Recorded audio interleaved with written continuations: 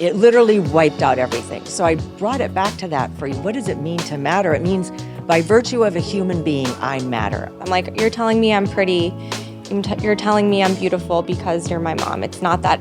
I didn't actually ever believe that. Oh my gosh, I made it. I'm successful. I have money, house, car, all the things. I have everything that I could possibly want.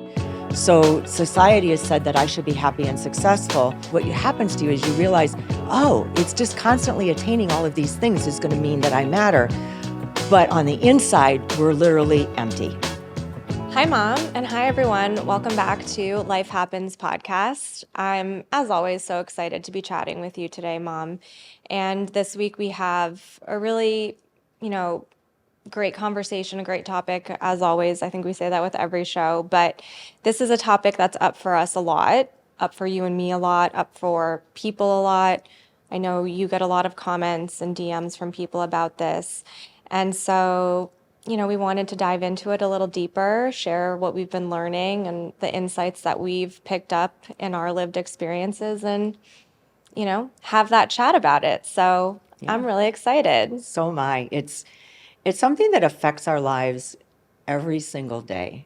Yeah. And I love that we talk about this often on the show because it's something that I feel very strongly about, that if we can actually get to the root and learn to manage this in a way that it doesn't really affect us from the inside out, it's magical. And it really has the opportunity to transform our lives in a way where we can have the success and the happiness and all the things that we're looking for. So yes, this is a topic that we talk about often, and it's going to be good. Yeah. So with the show and with our work in general, we often reference the concept of becoming your own best friend. That's kind of that's become like my ethos, at least, of what it means to live a happy life or a successful life, is really starting to be your friend. And we talk about self-love and self-care, and you talk about self-worth a bunch, and what it means to cultivate these feelings for ourselves so that we can walk through our own personal lives feeling confident and secure and just knowing that we matter. I think when I think so much about what you share on social media, it's like so much of that you, or you, anyone watching or listening or on social media matter. We all matter. And so I think today's conversation and what we really want to dive into is thinking about that and knowing that that's true. How can we start to chip away at the critical thoughts and the comparative thoughts and the thoughts that so many of us think about ourselves that are negative about our bodies and that cultivate and perpetuate a harmful mindset or belief system around our bodies? And what does it take, or what does it look like, or what does life even look and feel like if we truly have a positive or a loving image and relationship with ourselves and with our bodies? And I know that that's a mouthful. I know that that's very loaded, and is. It's kind of even hard to comprehend and grasp because they're words. We say, we hear body positivity, we hear self-love, and it's like, yeah, those things are nice. That would be nice to have. That's a nice ideal. Maybe one day I'll get there. And I think what's especially coming up for me, and you and I had a conversation about this before we started recording, is like, life is not promised. Our days, we talk that there's so much power right now. Tomorrow is not promised. And I think so much about the fact that I don't want to spend so much more of my already lived life in this battle with myself, about myself, and picking apart myself and judging myself. And I think that's that urgency that I've been feeling, and I know you feel it too, as someone who's in this, you often say the second half of your life. Is this worth our time and energy constantly critiquing and comparing and belittling ourselves and our bodies. And so body image is on the docket for today, and it's up for conversation about what does it really look like to cultivate a positive image of ourselves, and how do we get there, and how can we start to feel the benefits, feel that self-love, that true self-love from the inside out today. And I think, that is a lot. Yeah. It's a whole lot that you just laid out. And I think it's important to understand and maybe just rewind a little bit that why? Why do we even need to? Well, And of course. No, I mean, because I think, when we talk about the topics and all of the things that we share on the show and our own experiences, I think this one in particular, I think is really difficult. And I'm going to speak from a woman's perspective, is really difficult to understand. Why is this so important? And why is it up all the time? And why is it that every single time I get dressed, it always matters so much how I look? And is my hair okay? And are my clothes okay? And oh my gosh, I gained a couple of pounds. I can tell because my pants feel a little bit tight. So I think we have to also look at why does this matter so much? Right. And so if we're struggling in life, why does it? And I think it goes all the way back to our childhoods. I think I'm a firm believer that we are here in this lifetime to learn, to grow, and then become the greatest version of who we already are. Not a version of something out in the external world, not a version of someone else. So if I take that adage into real world life, we as children are not really given, we're not taught this. We're not taught as a young child when we go to school that we matter. Especially in your generation and my generation. Yeah, and I'm not, you're right. I do not exactly know what's being taught in schools Well, today. hopefully a little more now. But Well, hopefully, but yeah. I'm just saying we're not taught these things that we matter and that the external is not as important as we've placed the importance on as we grow up and as we can look at, life today. So I think we have to go back and look at that. And then for me, I think as I look at teenagers and how I was as a teenager, and I look at all of the things, everything in the external world mattered only. Yeah. There was never, I didn't really think about, I can't think of any teachers, and I had some amazing teachers, but I can't think of anyone that ever said, Barb, what matters most is how you feel about yourself. You are already worthy. You are already enough. You are already all of these things. I was taught, okay, now you've got to get this grade in, arithmetic, or you've got to learn how to do this. You've got to read all these books. You've got to do the things, and then you're going to go for an interview, and this is how you interview for the job. All of those things that we've been taught are all externally driven, and then you're going to get a good job. Yes. And what are your goals in life? Make sure you write down, what are your 5 goals in life that you have for yourself? And if we think about all of those things that we're taught, we're never really given the examples of what it means to actually, as you talk a lot, as you said, be our own best friend, love ourselves completely, trust ourselves, and try to really cultivate that feeling of our own worth and that we do matter. So I grew up thinking that I didn't matter. I was, and many of you know who've listened to our show, very traumatic childhood, sexual abuse, all of the things in my childhood. So I grew up feeling that I didn't matter and never heard that I did really anywhere, not even in my own family. That what really mattered was who I was in the external world, what I accomplished. So I think I think laying that foundation that we have to let ourselves off the hook. For sure. We are not to blame. We have to stop shaming ourselves. We were never taught this. There's nothing wrong with us that we feel this way. I need to look good. I need to weigh a certain amount. I need to do all these things. Like, put all that aside. And as you're listening to this, really think about it as, wow, yeah, I can cultivate this right now, right here, in a way that's going to be a lot of work. It's not like we just flip a switch and all of a sudden we love ourselves. Oh, no. So I just wanted to frame that this is not about, it's really about how to unlearn all of the things that we have learned. Yep. And all of the trauma or all of the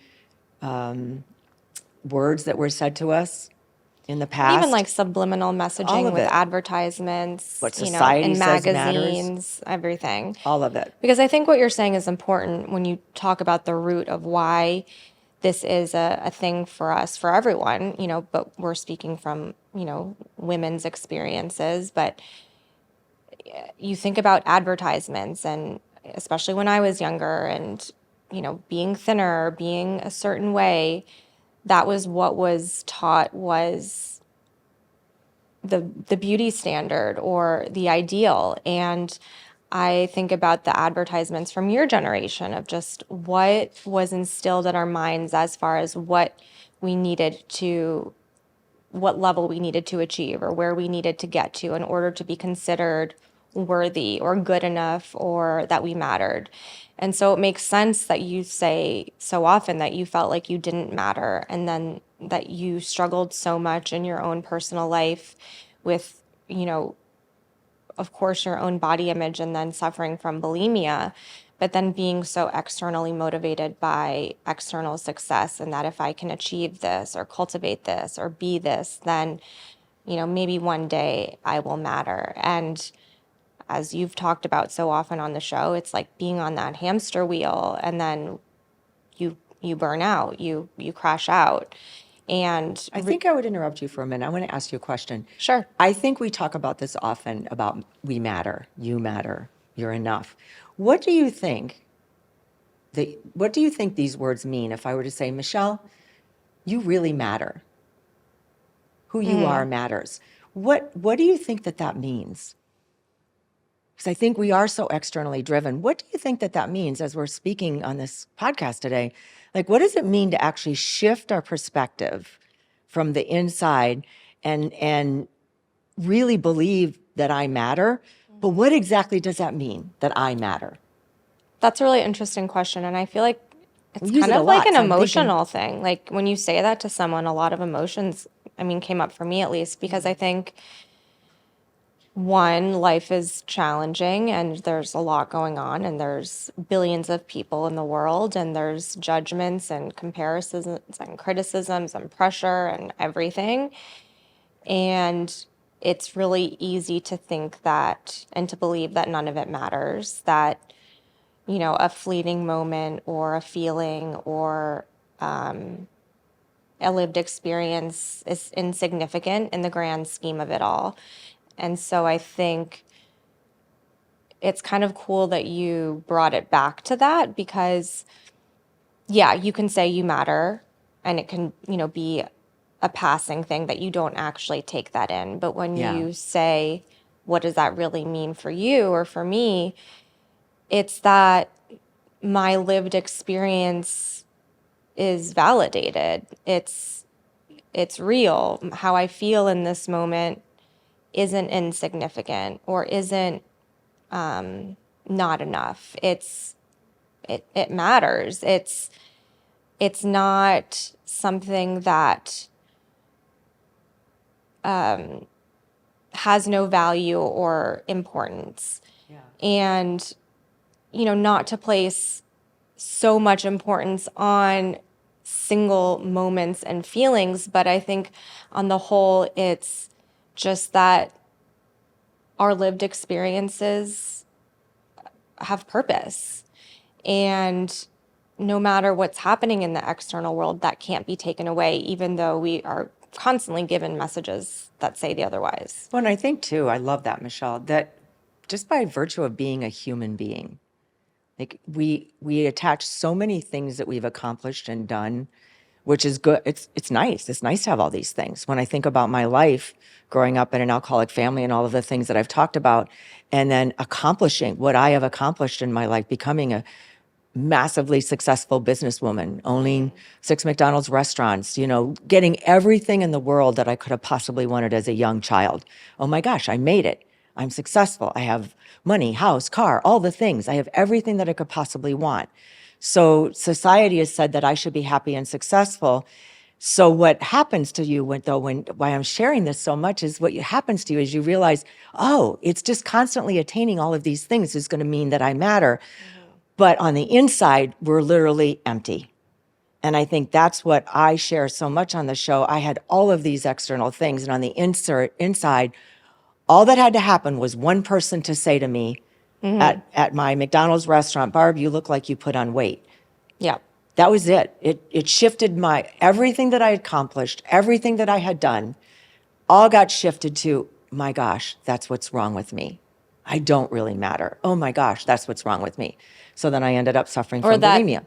Or that that I you, because you had gained weight, it negated everything else that everything. you had achieved and It that you knocked had. out everything. It It didn't literally matter. wiped out everything. So I brought it back to that for you. What does it mean to matter? It means by virtue of a human being, I matter. I exist here in this life and I matter. So everything else that I accomplish and do is just icing on the cake. So if we could look at it like that, the core is that we matter, that we as humans matter, that we don't have to prove our existence. We don't have to prove our worthiness. We don't have to prove anything to anyone.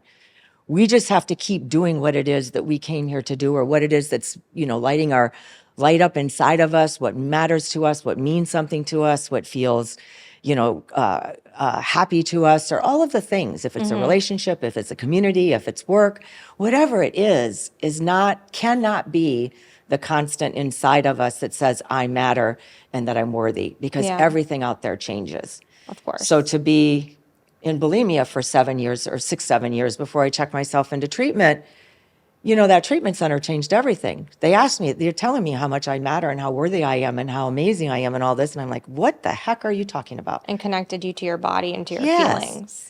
I had no connection to my body. My body was just here to keep working and moving and going. And I had no idea how I was feeling or what was happening, except sometimes in the quiet and the stillness of the night. If you can relate to this, you lie there in bed and you think, I'm still not doing enough. It's still not okay because I'm still not happy. I still don't feel like I'm doing what it is I'm supposed to be doing. I still don't feel like people like me. I still don't necessarily have my community of people that are my friends. And I'm sure that many people listening to this can relate to that. So it's like we have to wipe all that. We can't wipe it all out, but we have to start to little by little shift our I guess, definition and opinions of, what is it that actually I'm here, and how do I start to get to this place where I personally do matter, and all the things that I'm doing are things that I want to do because I matter so much. Right. It's not the reverse. Right. Oh, if I get skinny, then I'm going to be liked more. Oh, if I am able to wear a size 6 jeans or something, then I'm going to be able to get this job because they're going to think that I'm really cool, or whatever it is that's going on in the mind, telling us the things that are not true. Right. No. And it's a lot. I really want to shift that narrative that it has to start, we have to start liking ourselves and feeling that base, even if you're not feeling it in the moment. We have to start believing it, that it has to come from the inside out first. And I think you touched on a good point too, of the fact that so many of us in a self-help journey, self-realization, anything where we're trying to become a better version of ourselves, I think we often prolong letting ourselves feel that what we're seeking until we reach that point. Like you said, I'm not doing enough. I haven't healed enough. I haven't learned to love myself enough or have the acceptance enough. Like maybe tomorrow I'll be better. Maybe tomorrow I'll be more patient or more loving or more kind. And we rob ourselves from whatever it is that we could be feeling in this moment of, yeah, I'm working on it, but right now I feel like that, sliver of love for myself, and that's enough. And owning the enoughness of what is in this moment and having that acceptance of what is. I think that's important to have that. I think what shocked me, Michelle, when we were talking about doing this again, as you said, we've done body image quite a bit, are the stats that you were telling me. Research has been a huge part of our work, and I love it because I've been doing this work for 40 years, and we didn't have the kind of research that we have today. But I think you want to share some of the stats. I think it's what really prompted us to continue to have this conversation. For sure. And how can we actually look at life in that we already are enough in this moment, which is difficult. I mean, if you'd have told me this 40 years ago, I'd say you're crazy. What do you mean? I know that what I'm feeling is true, and what I'm feeling is that I don't matter. Yeah. So just leave me alone and give me a fix that I can kind of fix all of this. Yeah. And it wasn't obviously till treatment, and I learned this after so many years of suffering. And so what we want to share today is how can you flip the script, so to speak, and I know in treatment I learned, it was a 12-step recovery program, and how can we act as if? Yeah, unlearn to relearn. Unlearn to relearn. And how can we act as if? Because it's not easy to say, well, just do this. And it's not easy to just believe it because we have to unlearn, as you said. So how can we kind of flip the script? And if you knew how to do it, and what would it look like if you actually did go on the premise of, I already do matter. I already have self-worth. By virtue of being a human being, I am worthy. So what would be the next right step, or what would be the next action that I would take? Yeah. So I think it's these stats that really blew my mind when you were sharing them with me. And I thought, we have to find a better way or a different way of communicating this. And as I always say, through the eyes of a woman for sure, but it's also men.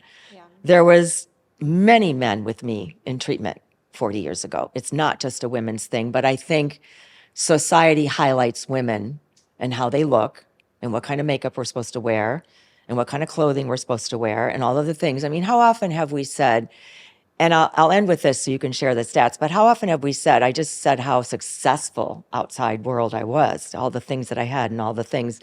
And how often have we said, then when I started to share my story of bulimia, when I was actually doing this work, I had so many people come up to me and say, I don't understand why you still felt like you didn't matter.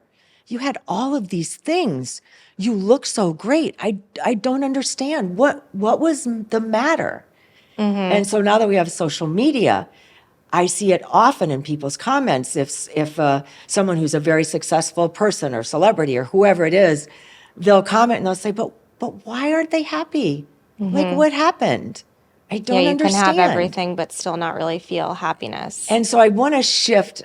This is a long way of saying I really want to shift the narrative that we have to look inside.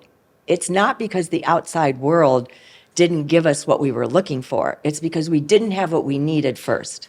Mm. I know I'm really worked up about it because I love it. This is very much a topic, and I feel like if I can leave any mark in my life before I exit, the planet, it would be, can I start to help people see it can't work the other way? You can't have all the success without feeling that you deserve it, without feeling like you've already have the worth and have the value and have the beauty already inside of you. Mm-hmm. And really the success is uncovering what is already there. Right. It's like the cherry on top of already having that for yourself. It can't be, it can't be the other way around. Yeah. No, I mean, we're proof of it. We're proven, And I know there's so many people that are agreeing. Yeah, I've been successful. Well, I mean, 73% of people wish they could change how they look. More than 40% are dissatisfied with their appearance. 60% recall being bullied or teased about their looks. And with teens, 37% feel upset and ashamed about their bodies. And even over 34% of adults report anxiety and depression are tied to their body image. So those are some pretty staggering and alarming numbers, especially when you think about the toll on our mental health that this poor or negative body image has. And I mean, I can certainly relate to that with my own lived experience of being in such a battle with myself and not ever thinking that my appearance was good enough, despite if people told, I grew up in a home where I had parents that were very complimentary. Oh, you look beautiful today. You're so beautiful. You look great going off to school. Never really living in any kind of environment, luckily, that criticized my appearance. And yet, again, society, advertisements, celebrity culture, especially in my generation, made it feel as though it was never enough. Or that and we recently talked about this in our own lives too, that I would often be like, you have to say that because you're my mom. Yeah. You're not going to be like, oh, you ugly thing, go off to school. I mean, that could happen, but just that wasn't my experience. I'm like, you're telling me I'm pretty. You're telling me I'm beautiful because you're my mom. It's not that. I didn't actually ever believe that. I always thought that it was just something nice that was said to me to try and make me feel better or try and make me believe, but not that it was true. And it's really interesting even saying that right now, because I think that's a huge crux of my own issue with my own self-esteem and body image, is that I could have a million people telling me that I was beautiful, that I looked great, that I, whatever, the thing that I always wanted to hear, but I never, ever, ever believed them because I didn't believe it myself. And it was like I always often felt that I had to collect this data that maybe if one more person or one more kind of person said it to me, maybe it would be true, or maybe it would be that last piece of data that I needed to believe it for myself. But it didn't. It was such a disconnect from the inside that I did feel a lot of anxiety and depression and really low self-esteem and self-worth because of it. It did impact so much of my mental energy, of how I showed up to the world, how I showed up for school, how I, showed up to anything, because quite often, most of the time, my mind was running through the spiral and through the loop of thinking about my body, thinking about myself, thinking about, well, what am I going to eat? Is it going to impact me? Is it going to change how I look? Waking up in the morning, do I feel like I've gained weight? Well, I was going to interrupt you because you had the hand. It just hit me. Well, it just hit me when you're talking about all this, because I was trying to think about, digest everything that you're saying. And you had the sweaty, Yeah. the sweaty hands. And I remember I didn't even know that. What do you until mean? you were older. No, I mean, I remember you coming home from school years later and you said, yeah, when I was in kindergarten, when we would go around and hold hands to do whatever game or whatever thing you were going to play, nobody wanted to hold your hands. Yeah, I had sweaty palms. Yeah. I think I bring this up in what you're saying because that's why, just that in itself, no one wants to hold my hands because something's matter with my hands. Mm-hmm. Something's matter with me externally. Is enough, I think, to set us in. I'm highlighting this because I think anyone listening, that there can be one little thing like that. And I remember when you told me this story. Mm-hmm. It wasn't in kindergarten when you told me this story. It was years later. Right. I remember being like flabbergasted. Like, oh my gosh, that's huge. So no wonder any of those little things that happen to us along the way as we're children or as we're younger are enough to set us in a path of, wow, something's wrong with me. And it's external because it's my Right. hands. Well, and you wrong can't with me. change it. I mean, that I could not change. No, that's what I mean. And so I didn't interrupt you, but it just really hit me because I thought this was a perfect example. And I think that's what we're hoping to do in this show today, is share examples of how really destructive it is if we're going to really believe the external world in telling us that we're not worthy. Yeah. And that just really hit me. And I was going to say one more thing when you said that you would wake up and I would say, Michelle, you look so beautiful today. Mm-hmm. How I would change that narrative today. And if I don't know if you said, I mean, I'm not trying to. I'm sure I used the word. I remember, but like going to, dances No, or, I'm sure I you're used so the word beautiful. look. Right. I'm sure I used the sure. word look. I'm almost positive I used the word look. So what I'm saying today is I would never use that word today. Right. I would say you are beautiful. You are smart. No, really, take the look. Look is external. How do I look? Yeah. I would take that word out of the vocabulary when it's to give a compliment to someone.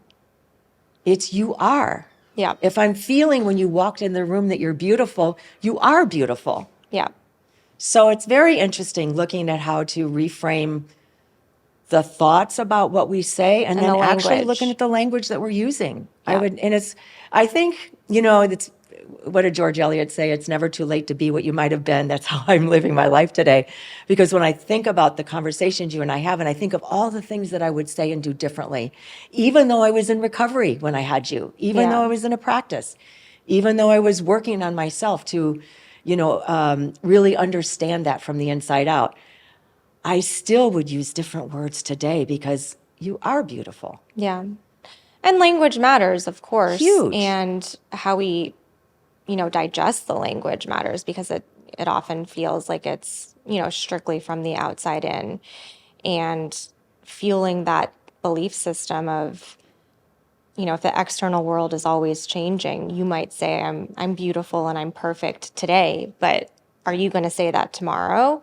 If I, eat a little bit too much today and I wake up the next morning feeling, bloated or heavier, or my face is puffy, or my hair is a little bit out of sorts, or I'm just not, then is all of my worth going to be out the window because it's changed since then? And that's really like the hamster on the wheel mentality that I've felt, is that, the compliments are fleeting, because you could say that now, but it can change in a minute, in an hour, in a day.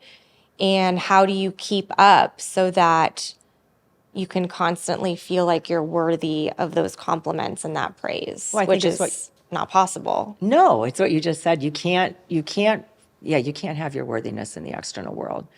So what does like body positivity or neutrality or love and acceptance and true self-love look like?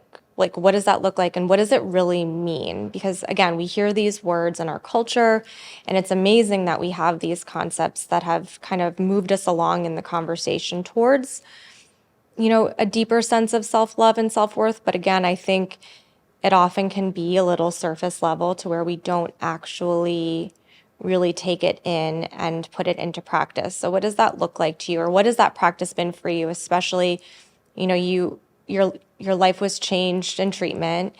You started to connect with yourself and connect with your body, and meditate, of course, and yoga, and really tap into your feelings. But now you're in this chapter of your life where a lot has happened. And of course, you have your ups and downs with the relationship that you have with yourself. But what does it look like for you to really live with that body acceptance? Or what is even the language that you use for yourself? That's such a good question. I body positivity never landed with me. Yeah. And I think I just wanted to interrupt, because I think that's true for a lot of people. Yeah. I mean, I get why it started that way, because we're constantly saying in our head all these negative things about ourselves and about our bodies and all of that. But it never quite landed with me. Let's just say it like that. And now I hear body neutrality are the big words today. And that's better. Yeah. Body neutrality. But what I would love to hear people start talking more and more about is that the body is our vehicle. Like, the body is here. It's our home. It's our home. The body's here to serve us. The body is here to be taken care of. The body is here to be acknowledged. And I think you and I spend an enormous amount of time talking about feelings, and how do we take care of the body, and how do we allow ourselves to feel our feelings, and how do we allow ourselves to be who we are in the moment of our feelings that are valid, in that moment. They're not facts, not all the things we talk about. But so little by little, I've spent a lot of years trying to understand my body, and more than anything else, have an appreciation for it. Because when I was body appreciation, maybe body appreciation, Michelle, brilliant. Because as I've said, as a child, as a young adult, as a person until I got to be 28 years old, I thought of the body as just the body. It's just here. I don't even want to think about it. The only thing I want to know about it is it acceptable to the external world? Is it capable of getting me to work as hard as I possibly can to accomplish everything that I need to accomplish out there? I never thought about taking care of it. I never thought about anything, because I was young. If I could share any message today, it would be like, don't wait too long. Because when I think about how much I love and accept and cherish my body today at 68 years old, it's incredible to me. I allow myself to feel my feelings. I really spend a good amount of time taking care of myself. And I mean in the internal way just as much as the external way. So how do we get there? I think we have to have that belief first. I think as I've thought about this, and even thinking about this discussion we were going to have today, I think it feels different for me this time around talking about it. Yeah, I feel a different energy from you about it. Well, I think, getting divorced 2 years ago, 33-year marriage, in that marriage, on my wedding day, I was told, you would look a whole lot better in the pictures and everything if you could have a tan. Oh, I didn't know that. Yeah. And when I think about all of the body image and all of the external things that mattered in my life from other people, from society. Well, and no matter how you presented yourself, it was never enough. You're never enough. You could be beautiful, have a wonderful dress, great shoes, great hair, but it's not enough because you're not tan enough for these photos. No, it would have been nice if you had a tan. And how does that sit on a wedding day? I Yeah. mean, think about And every time you look at the photos for years and years to come. you think about the notch in your brain or the notch in your nervous system or the notch in your value as a human being. What your wedding day is one of, even though it was my second wedding, Right. But was one of still, the an most important important days day. in your life. And all of those things, I think we have to start acknowledging that all of those things chip away and wear us down into what really matters and who we are.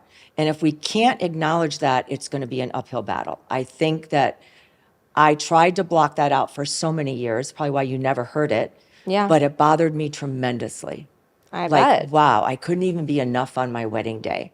And so I think we have to start there. We have to start with the premise, whether you believe it or not, that you are enough, you are already worthy, and your self-esteem or self-worth, I like to call it more than esteem, but self-worth is all that matters. Like how you care about yourself. And I don't mean in a narcissistic, egocentric way, because that is not really caring about yourself. If you're a narcissist and if you only care about you at the disregard of all others, you don't have good self-worth and good self-value. It's just, those don't go together. It means you have to be eliminated or you're not worthy so that I can elevate myself, is what I believe a narcissist is. So I'm not talking about that.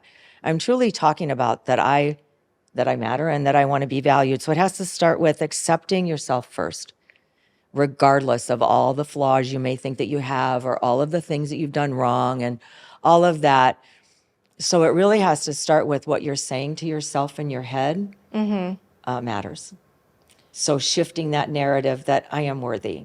I have it written on my bathroom mirror. Yeah. I am worthy. 40 years of practice, I still look at that. I am worthy.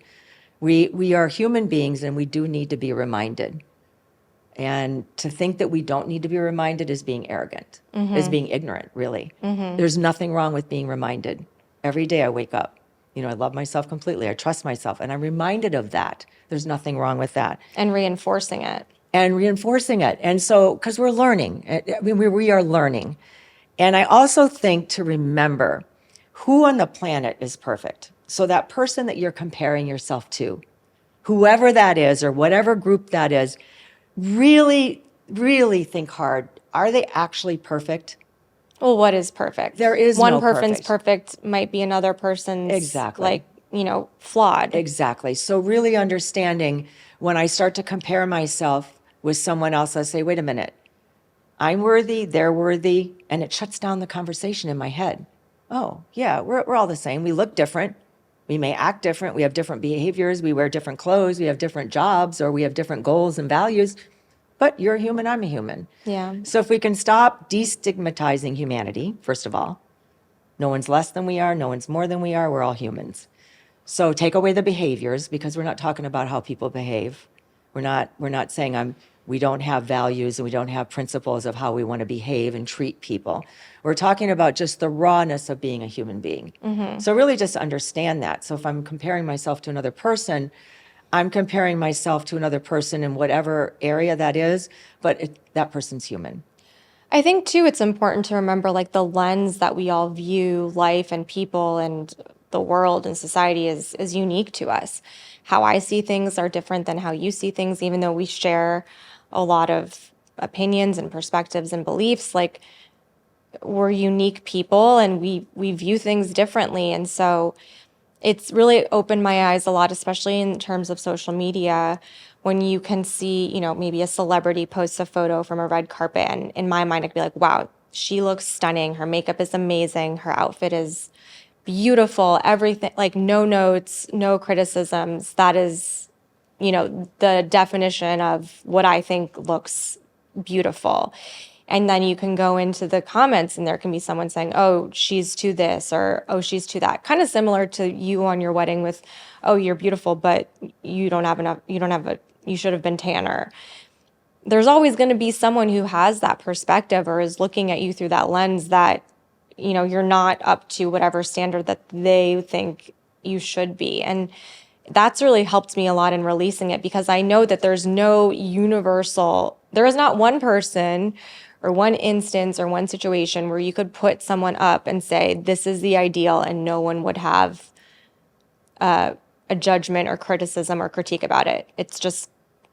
There always will be. So the second you can start to at least for myself, release the need to try and achieve that. I thought at one point I could. If I was skinny enough, pretty enough, had the right makeup, the right hair, the right clothes, that I could achieve that universal acceptance and praise. And, of course, it set myself up for a lot of heartache and a lot of anxiety and suffering. And so, if nothing else, being able to let that go and know that, no, that's not possible, and I don't want to do that, and it's not a good use of my time and energy. No, and it's certainly not helpful. And it really, actually, what it's actually doing, what I believe it's doing is it's it's sidetracking you from the real issue is, wait a minute, I want to work on my own self-worth, and I want to work on my own acceptance of who I am. It's taking you away from that. Let me just put all my attention, all my energy over here. And as you were saying that about the red carpet thing, so you got all that going on. People are comments and all of that. Oh my gosh, you're so beautiful. This is so amazing. You're so perfect. I just want to be like you. And then 2 weeks later, this same celebrity is arrested for a DUI, let's just say. And then we're like, oh my gosh, how did that happen? You're so perfect. You've got everything you could have ever wanted in life. Those are all the comments. What is the matter with you? And we thought you had it all together. All of it is a distraction.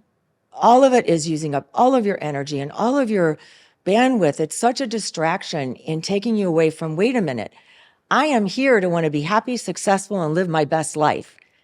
And so as you said, Michelle, I'm spending all this energy and time. So you asked me, how did I get to where I am today? It's a constant working. Mm-hmm. And I don't mean that it has to be so onerous and hard. It's really a teaching myself.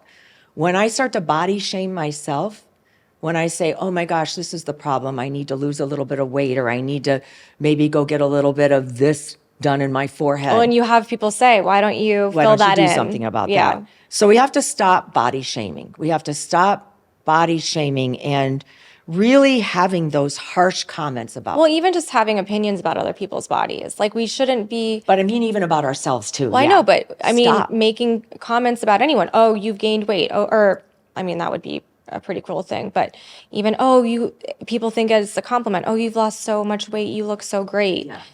I think it's that whole culture of not even commenting on people's bodies and appearances, because that isn't who we are. It's our essence is who we are. I know we did a reel once of how to compliment people in a way that's not physical. And it's like, you're so kind. I feel so at home in your presence. You always make me feel seen. Those are the things that really stick with people in a way that make them feel good. And I mean, that's not to say that it's not a momentary hit of feeling good when someone says, oh, you look amazing. But then 5 seconds later, it's like, okay, I look amazing now. Did I not look amazing before? Definitely. We always go down that path. Yeah. So it's like those compliments from the inside out are the ones that really land and breed the space of more self-appreciation. I love that. And I love what you're saying about don't body shame yourself, and try not to also body shame others, because you're eroding your own self-worth and your own self-confidence by doing both. Mm-hmm. It's not like one or the other. Oh, I can elevate myself by making that other person smaller or less perfect or less worthy. And I think I like to think about, that quote, comparison is the thief of joy. We've said that many times as well. It is, because if you can really get that in your brain, that if you are comparing yourself to another person and you're either elevating them or you're lowering them, you literally are taking away any kind of the happiness or joy or success you could be having in this present moment. It takes the moment away. And is that worth it? So my tip for this particular part of the body shaming or the body neutrality or anything is really to start looking at what you're saying. Start asking yourself and really become the detective, become the really vigilant caretaker of your own mind and the thoughts that you're having. So every time I say something like, oh, I wish, or I look at myself in the mirror. The other day I looked at myself in the mirror and I had these bags underneath it looked worse than I could have imagined. And I remember I started to say, oh, Barbara, what's the matter with you? That kind of seems to be my go-to phrase. And if you know your go-to phrase, then you can stop it. You can nip it in the bud. What's the matter with you? Or even, what did I eat? What did I drink that made me so puffy? What did I do But those wrong? words, I heard that my whole life. Barb, what's the matter with you? You're the problem. So instead, when I start to say, I say, wait a minute, what's happening for you in this moment? And exactly what happened. Oh, you ate, whatever that night before, and you're just retaining some water. No big deal. This is not going to last forever. This is not the end of the story. This is not going to be who you are, and it isn't even who you are. So we're always talking to ourselves. I know I say that often because I am, but shift the conversation to being more accurate and more truthful and more investigative. Okay, so what happened? What's happening for you in this moment, Barbara? I use that a lot. And I think the other thing is, you just said it as well, and I was thinking about this. I have been not great for decades about accepting compliments. If someone offers me a compliment, almost always I used to say, oh yeah, you know what? It didn't look so good yesterday. Or I didn't act, oh yeah, but you didn't see what I did yesterday. Or there's always some but. Yeah. Always some but. Instead of thank you. Right. Or, oh yeah, thank you. You know where I got this shirt? And I didn't even know that I could fit into it, but it's amazing how it fits me today. And there's always some story around it. I rarely would just say thank you. I really appreciate that. Yeah. Or thank you. I appreciate that. I like how I look too. Or whatever. Or I It's like how very I hard feel to too. take in a compliment. I had serious issues. I also had serious issues of people saying thank you to me early. And I was like, oh no, did I actually do something that could have helped you? Right. It's so weird. I just pay attention to what you're saying to yourself. Yeah. It's so amazing, the cruel, unkind, false things that we say to ourselves. So the more you can start to look at that and say, wait a minute, this is not true. I'm actually working on knowing that I am a worthy human being who matters. And this that I'm saying right now is not true. What's happening, Barb, that you want to explain to a person where you got your shirt so that what they said was thank you got so complicated? Right. So It's like accepting compliments, really, overcompensating. yeah, really just thank you. Yeah. I appreciate you. And keeping it moving, like taking in a compliment and letting it land and letting people say nice things to you, but not then picking it apart or overanalyzing it or giving it so much weight that you're then wondering when the next compliment's going to hit, or, if you really were worthy of that compliment, like so many of us, I mean, myself included, can do when you are given a compliment. It's like being able to receive love and kindness from other people, but also remembering that like the real love and kindness comes from yourself. And I think as you were talking about tips or just things that work for us in our own journeys of body acceptance or body appreciation or just love for ourselves in general, it's that recognizing and realizing that like our bodies are our home in this life and they're miraculous. Our bodies do so much every single day to keep us alive, to keep us functioning, to keep us moving and breathing and all of the things. And, the more that you can just pick out those moments of gratitude, cultivate and really identify the things that you do actually love about yourself, or just that make you feel like you, even if they're things that are like different or not what you think you should love about yourself, and building that muscle of, yeah, I love this about me. I love myself. This is part of who I am, and I like it. I don't want to change it. I don't need to fit myself into a mold in order to be worthy enough for X, Y, or Z. And I think for me, that's been a great practice of like the unlearning to relearn that narrative of what goes on in my mind and what I'm replacing it with. I love that, Michelle. And I think also to add to that, I really, really love that. Can we start maybe rephrasing the idea that we're going to like not how we look, but we like our body?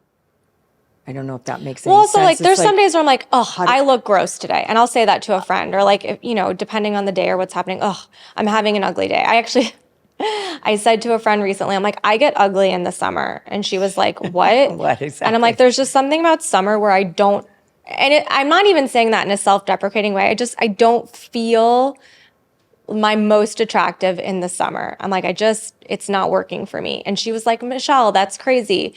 But even just saying that, like, I'm not letting it define me. It's just, this is just a feeling. It's okay. And tomorrow's a new day, and I'm not letting it, be the thing that makes me good or bad. I'm just like, this isn't my season, and it's okay. And just even being like a little more lighthearted and have levity about the conversation. And, you can have days where you feel like you're the peak version of yourself and feel those feelings, but know that again, that too, it doesn't define you, and just, it's always changing. I love that you said this, because I don't want people to think that we're saying, oh, you're going to get this perfect and you're never going to feel this way. Because I remember you said that to me once. And then like the next couple of days later, you went and bought a really cute bathing suit because it was summer. And I'm thinking, it's so perfect. It's so beautiful, not perfect. It's so profound what you just said, that we're going to have these feelings, and feelings are not final and they're not facts. They're just the way we feel in the moment. And sometimes expressing them without being attached to them is the answer. So you just said it beautifully. You don't let it define you. You're not attached to it. And the next 2 days you thought, I'm going to go buy a nice bathing suit because it's summer. But I think It's that's like, also just like the a narrative level isn't running your show. No, but it's also just like a level of understanding myself and Exactly. knowing, You're the the scientist. patterns of me. Like, there was one of those social media trends a while ago where it's like, what season are you? And I think I'm more of like a fall winter person, and I never would have No, it's shocking. picked that for myself. I wouldn't either. And I'm not saying that for any other reason other than like, I don't necessarily think summer is the season that I thrive. Like, and I think I've just started to collect those clues so that when I maybe, in the past, when I was younger and maybe going on trips with people and you're in your bathing suit or you're going to places and you're taking photos, and I would feel so bad about myself. Now in this phase, I'm like, that's not any of it. Just summer isn't really my season, and that's okay. And I can build the self-love that I have for myself around that, but it's kind of also knowing yourself so well to know, like, no, this isn't any reflection of what's really happening in the external world. It's just like, this really isn't the time where I necessarily feel my best. I tend to feel better in these environments or in this time of the year or in this season. And I just know that, so that when the feelings arise, I'm not letting them take me out. Like, I'm not worthy. Another summer where I'm not good enough. Yeah, I love this. I love this. I love this so much. It's so powerful, Michelle. It's so powerful. And that's why the self-talk is so important. You're not taking it on. I love it so much. And I think the thing that I wanted to say about what you were saying also with the body is, I had a health scare last fall. Just coming out of the divorce, and I have my practice and I have all the things, but we're humans. And so the stress of that from the inside out was affecting me more than I even realized. Yep. More than I even admitted, more than I probably even asked myself. I thought, I'm doing great. I'm doing all of these things. And ended up being diagnosed with ulcerative colitis back in the fall last year. And I thought, what? My body has always been my best friend here. I'm cultivating all the things that we're talking about. What is happening? And it wasn't until I actually sat in some quiet and said, you are under a tremendous amount of stress from the inside out that you're not even aware of. Mm-hmm. What is happening in this moment, Barb? What are you feeling? And what do you need to do for yourself and your body? And it was in that moment, probably was more like toward the end of the year last year. It was in that moment that I had such great admiration, appreciation, and thankfulness for my body. I thought, oh my gosh, I turned 67 years old last year, and my body is now telling me, pay attention. Mm-hmm. You're having something happening from the inside out. Pay attention.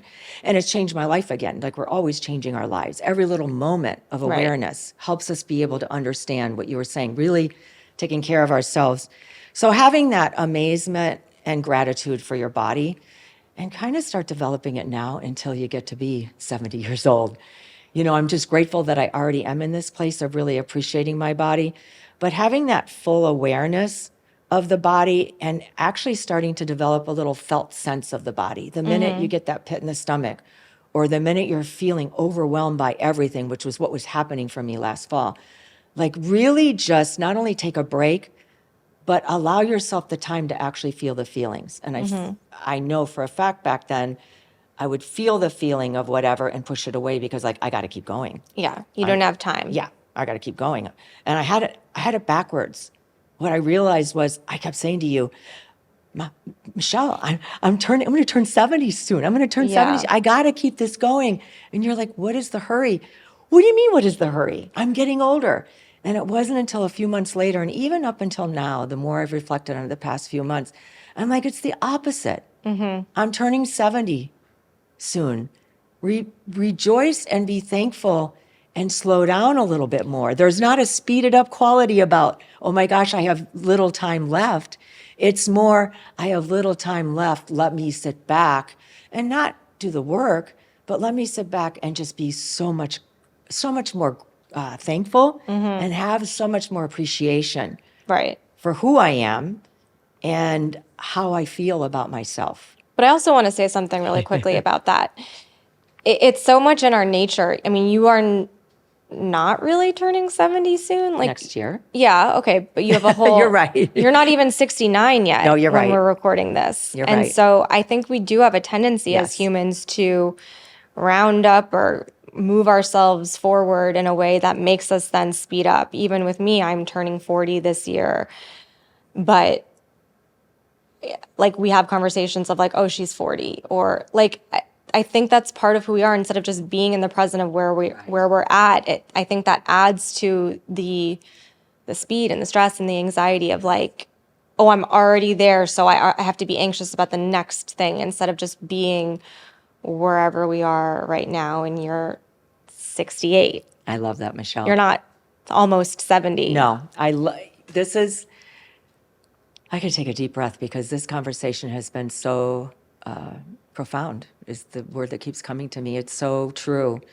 And when I think about, I don't know if it can come across this way. I'm hoping it comes across to everybody listening and watching, but the profound nature of me connecting the fact that I was speeding everything up because I have little years left. I kept saying to you, I have less years left than I had before. Just connecting the dots of, oh my gosh, my mind is actually having me do the opposite of what I really, really need to do, want to do, and deserve to do for my own worthiness and my own sense of self. Wait a minute. I need to do the opposite. I need to slow down a little bit. I need to really, when you're going through something severe in life, divorce, death, trauma, any of those things, the whole thing isn't just to speed it up and get through it. Yeah. The whole thing is, wait a minute, what do I need to do here to take it all in fully so that I can process it and let my body have a chance to catch up with not only what's happening in the mind and in the external world, but what's happening inside of me. Yeah. It's just, I It's love slowing down instead of speeding up. It's everything in life. It's everything in a nutshell of how we need to truly live that magnificent, extraordinary life. I say the ordinary moments of life are extraordinary. This is what I'm talking about. That ordinary moment of me having this awareness and awakening. And then coupled with that, I just wanted to add, then we start to recognize. So I had this awareness and this awakening. Now I recognize when my mind is saying, Barb, just plow through this. Remember, you're going to be 70 next year. And then I can wait a minute. I've been there and done that already, and it doesn't end well. Right. My body doesn't like that. My body is not okay with me functioning that way because it's trying to help me. Our body always knows what's happening before anything else in our life, and our bodies want the best for us. And I believe strongly if we can start really taking care of the body and being grateful for everything that it does for us from the inside out, we then can start to cultivate what we want in the external world from the outside. So to kind of start to wrap up this conversation, Do we have to? we can always have more down the road. We do. And I think we're going to take a lot of questions from people in Yep. the future, because I want to hear what people think about, Yes, for sure. this whole idea of body neutrality, but also how people feeling. Yeah, let us know in the comments I like your to talk to the questions. people. So, because we do still have critical thoughts about ourselves, even despite practice and intention and the work that we've done, what does it look like for you today when those thoughts come up? And what does that body appreciation, how does that play out for you on just like a regular day or a daily basis to where you can bring yourself back? Like, let's say, you're coming to record a podcast and you go to put on the outfit that you had picked out and you put it all on and you realize like, oh, the shirt doesn't fit like you wanted it to, or maybe even just like the colors aren't giving the right vibe for the setting, or you feel like you have extra bags under your eyes. Maybe you had a salty dinner last night and those thoughts come up, or any of those things. Like in the moment, what is it? How do you approach it? And what does it look like for you? And how does it play out? Well, I'll give you a real life example. Okay. So you and I did a retreat at Omega Yes. a few weeks ago. That was extraordinary, fantastic. One of my favorite things in the world is to be on retreats Yes. for myself and be on retreats can with others. confirm that. I love it. I love it. I love it. I love it. So we arrive at Omega. We arrive in New York and it's freezing. Yes. And it's pouring rain. And it's very hot. Not hot, but it felt a lot of humidity. Humidity. So we go into our rooms and we're getting ready for the first night. We're getting ready for the first day where we're getting ready for the first night. So it's been pouring and it's humid and it's freezing. And so I walk into our room and I look at myself in the mirror like, oh my goodness. And I think looking at myself, oh my goodness. And the next thought I had was, I'm so excited to be here. I cannot wait to get there. So we had to go for the little prep that we needed to set things up and do all of that. So I walk in, all of our friends who are helping and all of our colleagues and all of our amazing people that we love working with are all there. And I can't wait to get in there. And I walk in and one of the people said to me, oh, because my hair gets very frizzy and very kind of, it's not a, I don't know how to explain it, but it just happens when it's rainy and humid all at the same time. It just comes out to here. And I left the room. I kind of did whatever to it and walked in. And all of the people that I was seeing at that time had never seen my hair like that. They went, oh my gosh, your hair gets really curly and frizzy.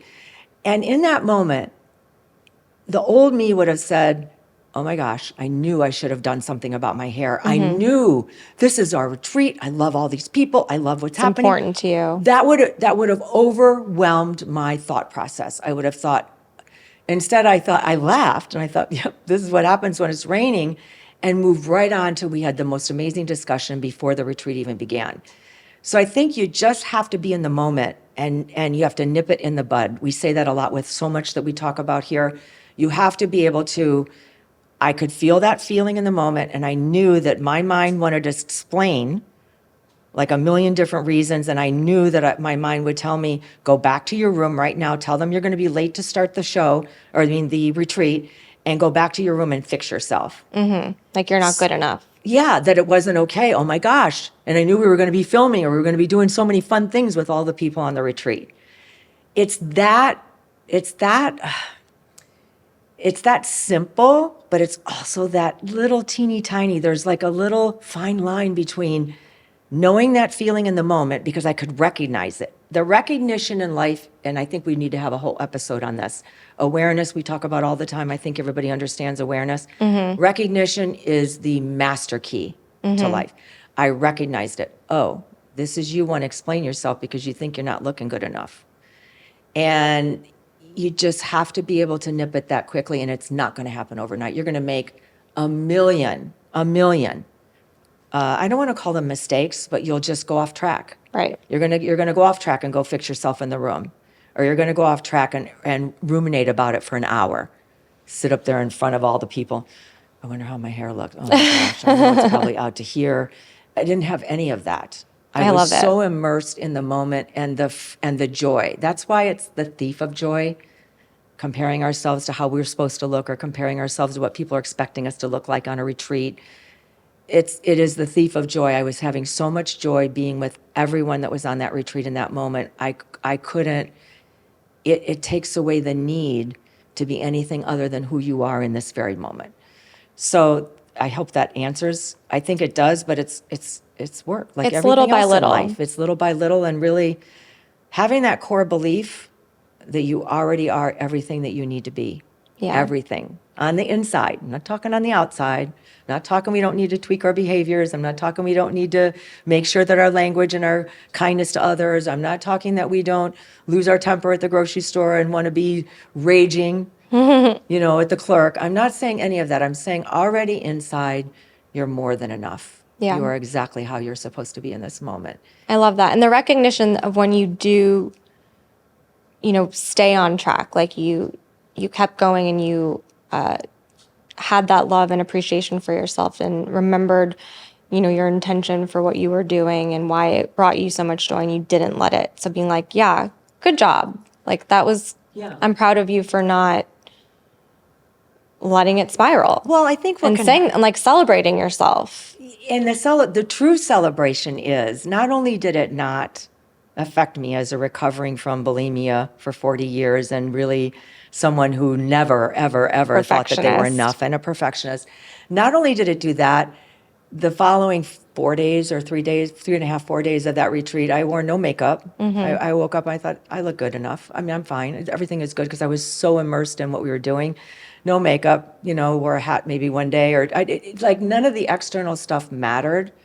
Because when I look at the pictures afterwards, I'm like, oh my goodness. But you felt free. Totally. And then I didn't, you can say, oh my goodness. I love that you give us the permission, Michelle, and what you shared earlier that we're not going to be perfect. So I might look at a photo later and say, ooh, maybe Barb. And laugh about it. Put a little bit of blush on your cheeks or something. Yeah, it's all funny. It doesn't matter. None of that matters. Does that matter more than who you are and how you feel about yourself? I guess is the question that you could ask yourself. Yeah. Does it really matter that this person thinks that I'm beautiful when I don't think I'm ever going to see that person again? Like really have that whole crazy conversation with yourself. Or does anyone's opinion matter anyways in the grand scheme of your worthiness and your value and that you matter in life? No. I remember you were 10 or 12 or whatever, and we went to an event, a celebrity type event that we went to in California, and you wanted to meet the person, and I said, let's go. You go, can't. And I would never have been that way, but it was easy because I was wanting to do it for you. It helps sometimes when you have people that you love that you're trying to do things for. Let's go. Oh no, we can't. I said, Michelle, do you think that person is going to recognize or know us after this little 1 second? Let's just go and say hi. It's not that serious. No. And I think it made our day, made it fun. It didn't change our lives any. We just had a fun moment for that moment. Yeah, it's not life-defining. No, you said it. Doesn't define who you are. Nothing has the power to define who you are. You are the sole key holder of that power. I love it. Yeah. And that's very similar to what Maya Angelou says. You alone are enough. You have nothing to prove to anybody. And I think if nothing else, like let that be a mantra or affirmation if this is something that you're working on, because you have nothing to prove to anybody. You alone are enough. Yes. Write that on your bathroom mirror with a dry erase marker. Seriously, I my know. favorite We thing in know the you world. do. I do the signs. Yeah, write that on your mirror. And if you don't believe it, I did not believe it. I did not believe it. I thought I was different and that I didn't matter, but everybody else did. I mean, the mind's going to say, if you don't, just believe it. Like, believe it and you will see it. You don't have to see it first to believe it. Like, it's that quote Fake that it till you make it. And it's faking it till you make it. I know that's getting a little bit of a bad rap in this generation of, Well, it's being building authentic. the confidence. Well, it is and building the belief. because you already are it. You just don't believe it, so you're not being authentic by not believing it. Yeah. I like to, shift that. And I think the thing that I shared, I don't remember what episode it was, but it's that quote from the Bible. I think it's from in all of my studies and research of all the traditions. This quote is powerful. Faith is the substance of things hoped for and the evidence of things not seen. We're mostly not going to see what the end result is going to be of the actions and the life that we're living. But we can have the faith that if we just believe, we believe that we're enough, we believe that we have the power to name who we are. We believe that how we treat ourselves, if we can treat ourselves like we treat our very dearest best friends, how we treat ourselves, how we feel about ourselves from the inside out truly does matter, that the end result will be, what it's supposed to be, of course, because we don't have any control over the outcomes of things, but it'll be something I think that will not only, be, that we'll be happy about, but I think it'll amaze us. I love that. What is that in that movie, Prepare to be Amazed? Which movie? I don't exactly remember. Okay, we'll have to search it I don't or remember, figure it out. but Put it in think the about notes. that. Put on your mirror, prepare to be amazed. I love it. Yeah. I love this conversation. Me Thanks, too. Mom, for sharing. And I think there Thank are you. some new insights. And I hope this was helpful for anyone that, is on this journey, because we all are. And we're always learning and unlearning and really pulling in more of that self-love, self-appreciation, and self-respect, because we all do matter, and that cannot be taken away or chipped away from. So thank you, No. Mom. And we can't change anything out there. We can only change how we perceive and how we take things in from the external world, and then how do we translate it in our own personal lives. I love it. That's where we can make the tweaks and the changes. I love it. Thank you. Thanks, Mom. Thanks, everyone, for listening and watching. Thank you so much again for watching and joining us for this conversation. If you're loving the show, make sure you're subscribed to Life Happens Podcast on YouTube, and make sure you're liked and subscribed wherever you listen to podcasts, Apple, Google, and Spotify. If you haven't yet, make sure you're following us on social media at Peaceful Barb, at Michelle Maros, and at Life Happens, the podcast. That's the best way to stay in touch and send in questions or future topic requests. There's a link in the show notes to our Substacks where you can learn more about what we're up to and where you can find us next, especially any upcoming events or future retreats. Lastly, as you all know, my first book, Dear Friend, is coming out this fall in November, and it would mean the world to me if you pre-ordered it. You can visit thedearfriendbook.com for more information.